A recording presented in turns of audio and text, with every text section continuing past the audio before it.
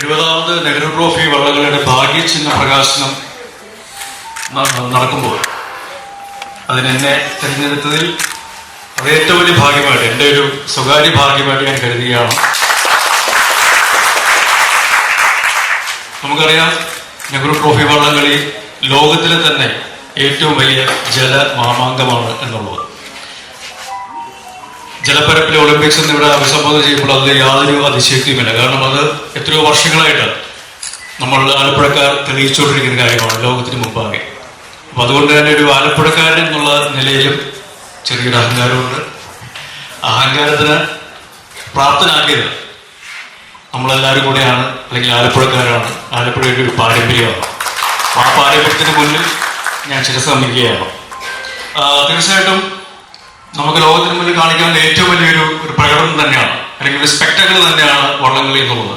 ഈ വർഷത്തെ വള്ളംകളി അതിന്റെ ഭാഗ്യചിഹ്നം അനാവരണം ചെയ്യുമ്പോൾ അത് ഒരു പ്രത്യേകത കൂടെ ഉള്ളത്, ആദ്യമായിട്ടാണ് ഒരു വനിത അതിന്റെ ഒരു ലോഗോ ഡിസൈൻ ചെയ്ത് അത് പ്രദർശിപ്പിക്കുന്നത്. ഒരു വലിയ കാര്യം തന്നെയാണ്, വലിയ കാര്യം തന്നെയാണ്.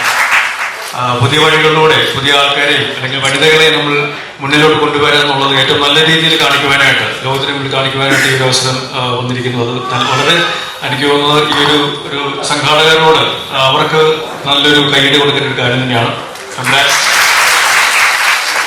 പിന്നെ ചെറിയൊരു സ്വകാര്യ സന്തോഷമുള്ളത്, ഈ ഭാഗ്യചിഹ്നം എന്ന് പറയുന്ന നീലപ്പൊന്മാൻ എന്നുള്ള പേരിൽ എൻ്റെ മുത്തച്ഛനൊരു സിനിമ പ്രൊഡ്യൂസ് ചെയ്തിട്ടുണ്ട്.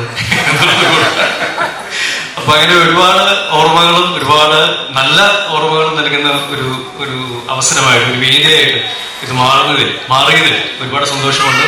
കടപ്പുറക്കാരൻ എന്നുള്ള രീതിയിൽ ഈ ചാക്കോച്ചൻ ഒരുപാട് കടപ്പെട്ടവനാണ്. ഈ എൻ്റെ നാടിനോട് ഒരുപാട് നന്ദി, ഒരുപാട് ആവേശത്തോടു കൂടി ഈ 70ാമത് നെഹ്റു ട്രോഫി വള്ളംകളി ഏറ്റവും നല്ല വിജയമായിട്ട്, ഏറ്റവും വലിയ ഗംഭീരമായിട്ടുള്ള വിജയമായിട്ട് മാറട്ടെ എന്ന് ആത്മാർത്ഥമായിട്ട് പ്രാർത്ഥിക്കുന്നു, ആശംസിക്കുന്നു.